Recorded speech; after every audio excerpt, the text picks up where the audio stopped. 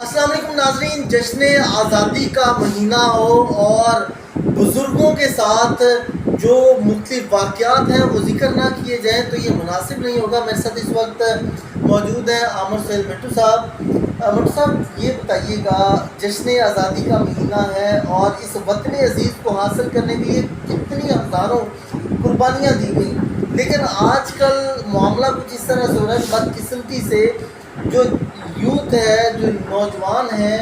جو young generation ہے، ان کو ان چیزوں کے متعلق گائیڈنس جو ہے وہ نہیں دی جا رہی ہے۔ تو کیا سمجھتے ہیں کہ نوجوانوں کے لیے کیا چیز ہونی چاہیے، ان کو پتہ چلے کہ یہ وطن عزیز ملک پاکستان جو ہے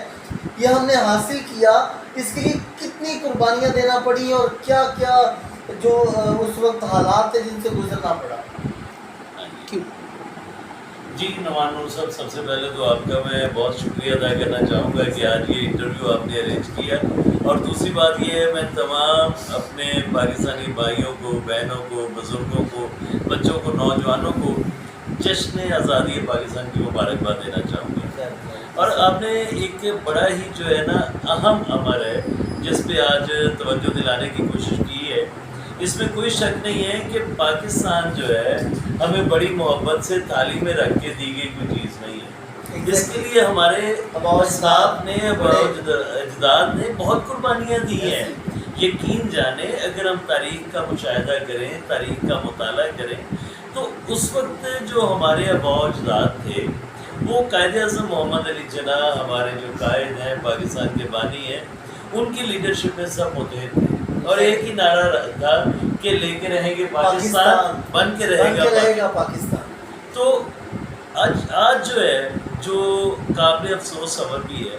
ہم نے اس کو فار گرانٹیڈ لے لیا کہ شاید بس ٹھیک ہے، ایسے ہی ہے، ہمیں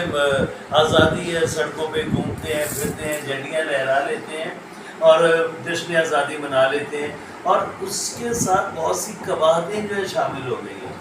آپ یقین جانیں 13 اگست کی شام کو آپ جا کے دیکھیں، بڑی شاہراہوں پہ ون ویلنگ ہو رہی ہے، لڑکے جو ہیں ہلہ گلہ کر رہے ہیں، اور پہلے آپ کو یاد ہوگا، اور اس میں سر سوری سیکنڈ کر رہا ہوں، اس میں ایک چیز اور ایڈ کروں، آپ نے یہ ون ویلنگ کی بات کی تو یہ جو باجا اور ہارن اور اس طرح سے یہ چیزیں جو ہے نا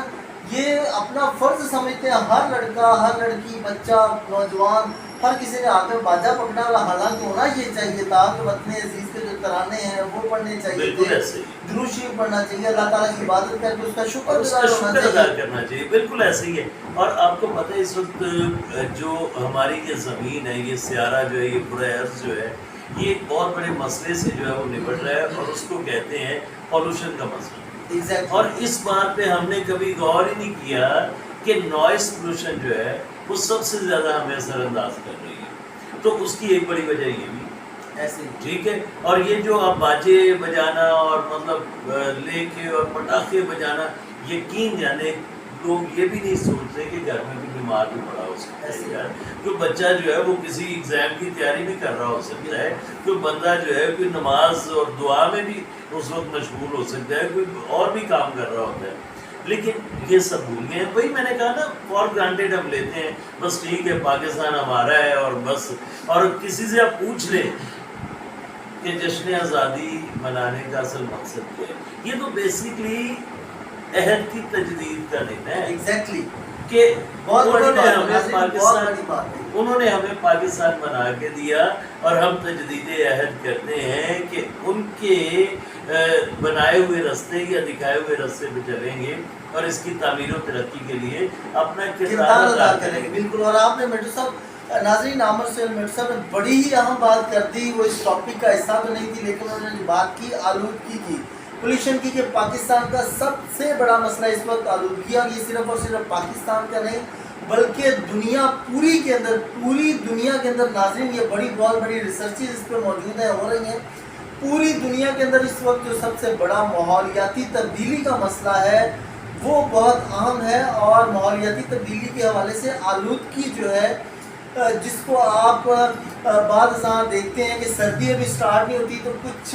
منتھ پہلے ہی سموگ آ جاتی ہے، اور اس سموگ سے سینکڑوں بیماریاں جو پھیلتی ہیں۔ تو اس کے لیے میں آپ بٹ صاحب آپ کی اس بات کو آگے بڑھاتے ہوئے میں ناظرین جو یہ ویڈیو دیکھ رہے ہیں، جو سن رہے ہیں، उनके लिए ये पैगाम होगा हम दोनों की जानब से कि 14 अगस्त वाले दिन हम भी कोशिश करेंगे। आप सबसे भी ये रिक्वेस्ट है, मेरी ये गुजारिश है कि जिस तरह से माहौलियाती तब्दीली हो रही है, आने वाला वक्त हमारी आने वाली नस्लों के लिए बड़ा मुश्किल वाला साबित हो सकता है। तो इस मुश्किल से बचने के लिए हर कोई अपने हिस्से का 1 या 2 पौधे जो हैं वो लाजमी लगाएं, जी, बिल्कुल। ताकि जो माहौलियाती आलूदगी है उसको कंट्रोल करने में हम अपना किरदार अदा कर सकें। 14 अगस्त के दिन अगर पाकिस्तान की 26-27 करोड़ आबादी है, तो हर शख्स अगर 1 या 2 पौधे लगाता है तो आप देखिए कि कितने पौधे जो हैं वो लगेंगे।